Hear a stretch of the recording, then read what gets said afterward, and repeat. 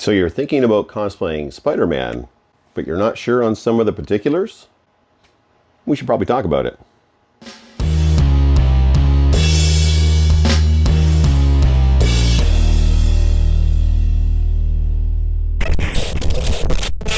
Guys, welcome back to the Geeks and Company. My name is Geoff, aka Messiah Complex Cosplay. And on this week's Cosplay PSA, we are going to be talking about cosplaying not just Spider-Man, but any of the Spider-Verse characters. You may be asking yourself, why are we focused so heavily on Spider-Man? There's millions of different characters to cosplay. It could be argued that Spider-Man is the most popular superhero on the planet.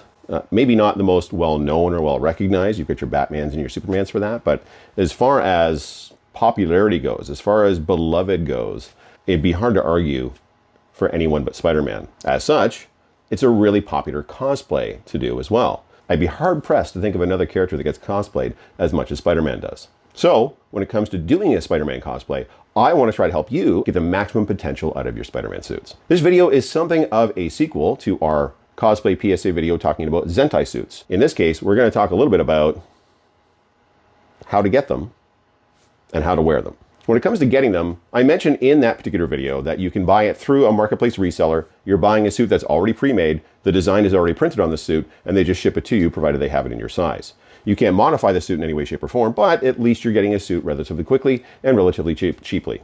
I also mentioned getting the suit from a custom suit manufacturer, and this is the recommendation that I would make for anybody looking to get suits moving forward. Not only is the suit of better quality, so it will last you longer, it gives you way more options when it comes to modifying the suit. The key here, though, is that I didn't mention in that video, and in particular to Spider-Verse characters, is that those custom suit manufacturers, the suit is blank.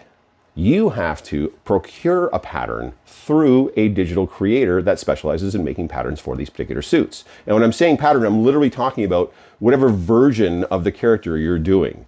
Ben Reilly, Peter Parker, Peter B. Parker, Miles Morales, whatever the case is, each one of those variants of Spider-Man has a different spider suit.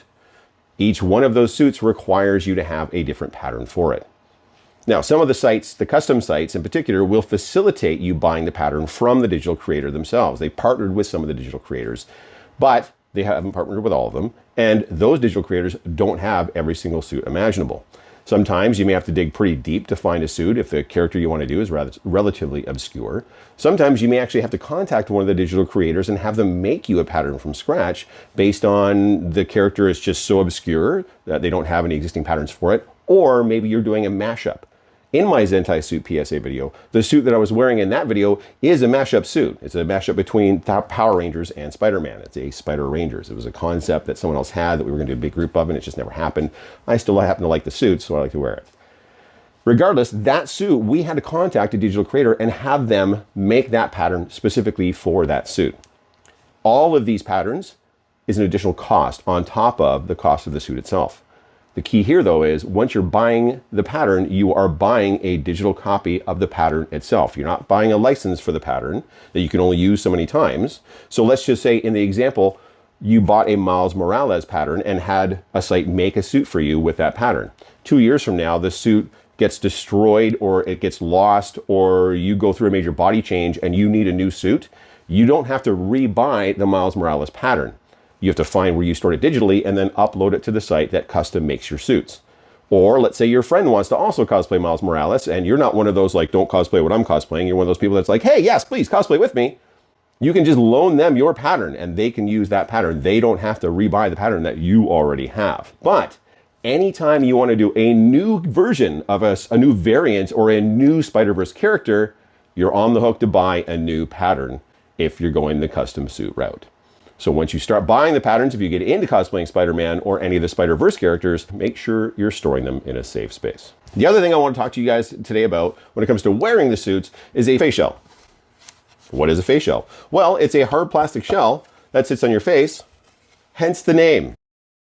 It's really there to serve two purposes. One is to round your face out, to make it look more cartoony, more comic booky, more like Spider-Man.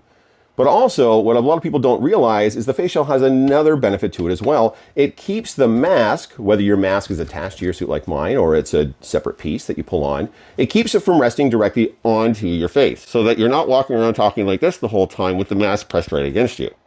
It keeps it off of your face, gives you a little bit more room to breathe, and makes it easier to talk. You'll notice there's no eyes on this. Well, guess what? There's no eyes on my mask either. These are the eyes. Now, they're referred to as lenses a lot as far as this goes, and as you can see, they just slap on there with magnets. Magnets, how do they work? You can see there's some magnets here on the face shell, and then there are some corresponding magnets on the lens, and they just snap in place. That is your face shell. How do you wear one? Well, let's give this a shot, kids. I'm gonna try to put this on here on camera. It is a bit of a process, so do me a favor, bear with me. So I'm immediately gonna take the lenses back off. You'll notice there's no strap on the mask. It's not held onto your face with a strap. It's held onto your face with the mask. It keeps the face shell itself a little more lean, and you don't get a big mask strap under your suit when you're looking at the back. But you're gonna press the mask directly against your face, and you're simply gonna hold it there.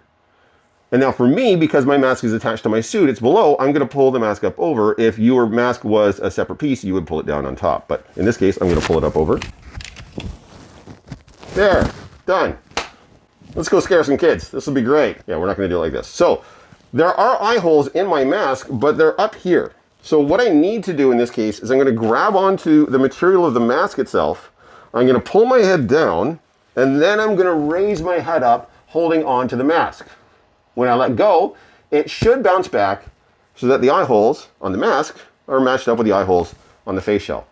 One thing to note, you lose all peripheral vision when you're doing this. I can't see my hands here. I can't see my hands here. I can't see my hands here. This one's the problem, because most of the people coming up to you are going to be little kids, and you're not going to see them. So you may even notice this if you're a cosplayer or you've gone to a lot of events where Spider-Man cosplayers are doing this a lot, moving their head dramatically to see. That's all they're trying to do, is see what's happening.